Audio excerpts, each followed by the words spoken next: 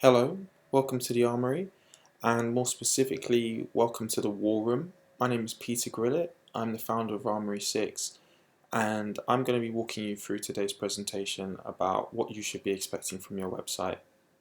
I'm going to take you behind the scenes of a website to get targeted traffic and turns people from visitors into actual sales and leads.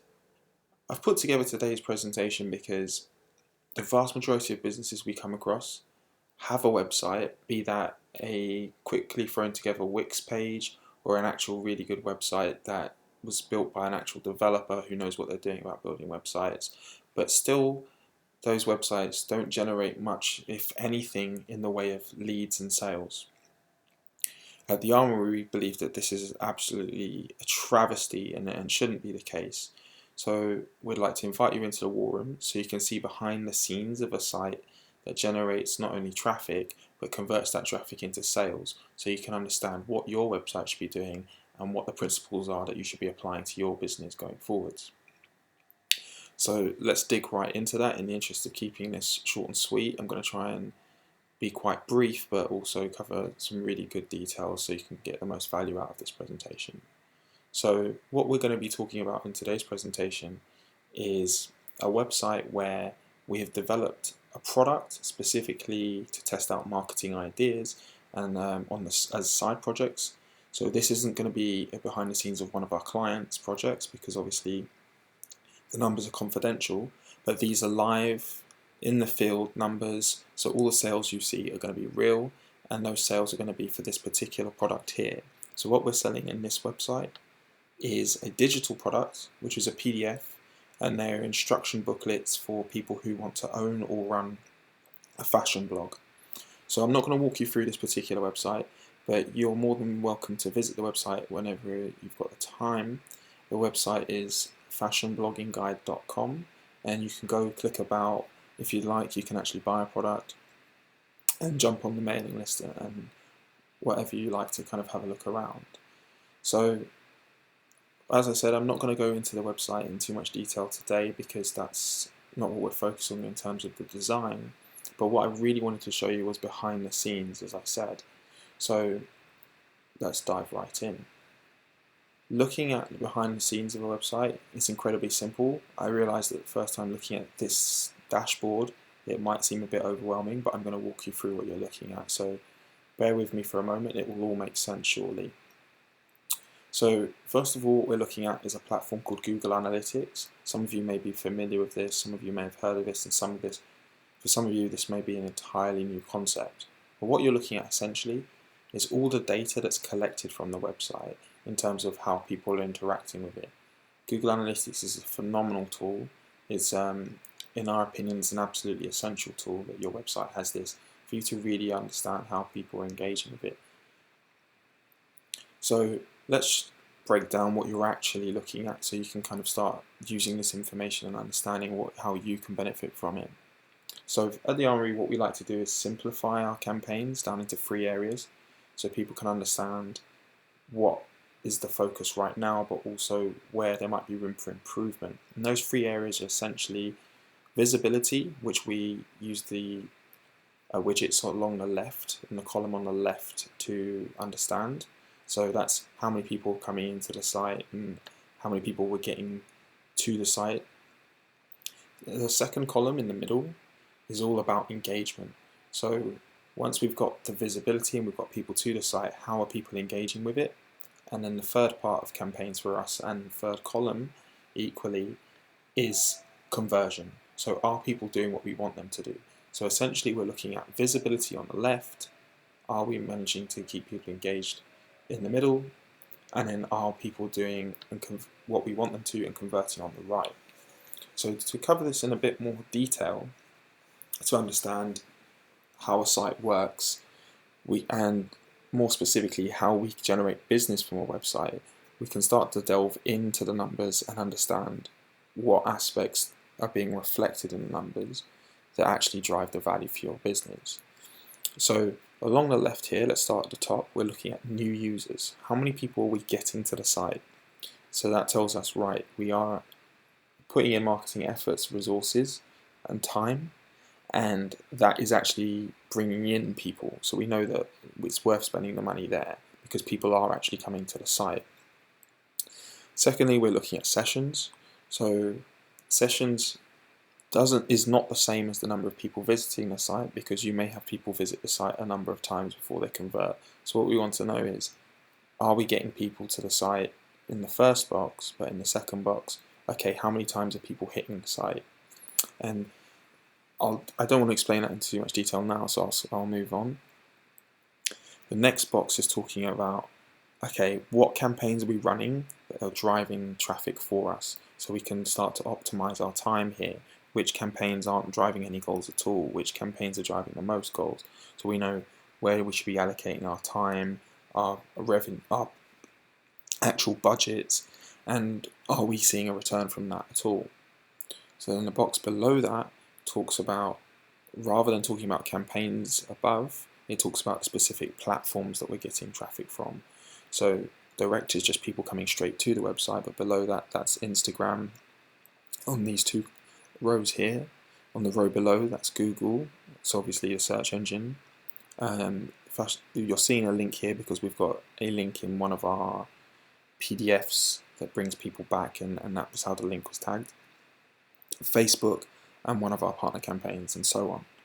So we're seeing, right, the traffic is really being generated from these kind of platforms, so let's try different campaigns on those platforms, is what we're trying to illustrate with that particular widget. So now we know that we're able to bring people in. We move on to the middle column, which is talking about, are we telling people the right messages? Are people interested? Are we getting the right people to the site? So that's illustrated firstly by the average time of a session. So what we're looking at here is how long people are spending on the website on average. So this says, okay, if they're staying only for a second, maybe they're not interested at all. If they're staying for a minute, that means that they are engaged and they're finding the information useful. So in our particular case, we're sending most of our traffic to a page that has a limited time offer, and so spending 1 minute on the page is actually quite good, because it says that we're sending the right traffic to a particular page, and then the content is actually relevant to them. Below that, we have the bounce rate. So the bounce rate tells us how many people are coming to the site and leaving immediately. The higher the number would suggest that the traffic that you're attracting is not the right traffic. It's either low quality traffic or the messaging is wrong. And there are a number of reasons why. So you ideally want to get this bounce rate low. In our particular case, like I said, we're sending people directly to a sales page. So that might be why the bounce rate might seem high, but in reality, that's actually quite a good bounce rate. I would say we see campaigns where we can get the bounce rate as low as 30%, but normally between 40 and 60% is where we're quite happy, and we wouldn't really focus on that. So that's an okay bounce rate. We're happy with that on this particular site. Below that, we're looking at how many pages people view once they're on the site. So as like I said, we're sending people straight to a sales page with a limited time offer. So in this particular case, seeing below 2 pages is totally fine. And then the number of sessions per user, again, because we're sending people directly to a sales page, we wouldn't expect this to be quite high in terms of the number of times people coming to the site. But on occasion, people might see the sale offer and not have the budget or the money, or might have left their credit card in another room or what have you. So you would still see people coming back to have another session in terms of visiting the site on separate occasions. So below that, we're looking at the number of views that pages are getting. So that's telling us what content people are interested in and whether or not we're keeping them engaged with relevant topics. And that can be hugely powerful to understand what the demands of the market might be, because you might be attracting traffic for one specific reason, but then it turns out people are more engaged with the site for another reason. So you can start tailoring your content to be more and more focused and valuable for your users. So now that we know that we're able to keep people engaged and we've got the right traffic there, we now can move on to the final column, which is the column on the right, which talks about how much revenue we're driving or how many leads we're capturing. So in this particular case, like I said, we're selling a product, so we want to see sales. So we also want to know that all the efforts that we're putting in to drive traffic to the site and building the site are actually producing a return on that investment. So in the widget on the top right hand corner, we can see specifically revenue is coming into the site. Now we've limited this only to the top 10 links, but essentially there are a number of more campaigns we're running, but this is just the top 10. So we can see what campaigns specifically are driving the sales for us. So we know, okay, some campaigns should be scrapped, some campaigns might need more investment in terms of time and money, but we know that we're going to see a return on that investment, so it's worth that investment. So when you're seeing not set, that just means people are coming straight to the website. Real People is one of the names of one of our campaigns. This Instagram, again, that's a campaign that we're running from, obviously, Instagram. Below that is a campaign we ran through emails. So we can start to see, right, these specific channels generate revenue. And below that, just moving on a period of time when we had the website but we didn't have any products available on the website, we just were collecting email addresses. So this particular widget here illustrates the trends and how people were responding to the content we were sharing in order to capture emails. As you can see, we got to a point at which we launched a product and we were no longer focusing on capturing emails at all, because we were more interested in generating sales of the product. So as and when your business has different demands and needs, your website should be supporting that, essentially, is what we're illustrating with that widget. And then below that widget, we can have other goals on the website which we can also track. So are people not just signing up to the email list, but they're engaging with certain types of content? Are they downloading things? Are they buying things? So we can have multiple different goals tracked in terms of what we might want the conversions to be. So this is just one particular website. We've also got another one which again sells a digital product. So we've got a plethora of these websites that sell different digital products. So we can test different things from, which branding is the best for converting, which color schemes are the best for converting, which adverts, which markets. So what we can do is really fine tune the campaigns, but also the whole business over time online and how it's perceived in order to generate the most revenue. And essentially, this is what you should be expecting from any website that you see, because a website is a cornerstone of your marketing funnel, and your marketing funnel should be generating business for you. So as we fundamentally believe that at the Armory, we thought it'd be great to illustrate that, to kind of educate business owners from all over the country to kind of understand what's possible with a website, and also what your expectations are from a website going forwards.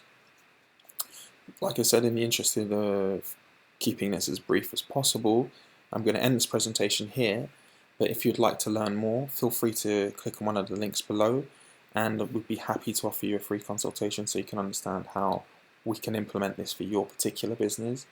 And that's obviously where you'd find this the most useful, because you want to drive your business forwards. So thank you for your time, and once again, my name is Peter Grillett at armory6.com, and hopefully we look forward to speaking to you soon. Thank you for your time.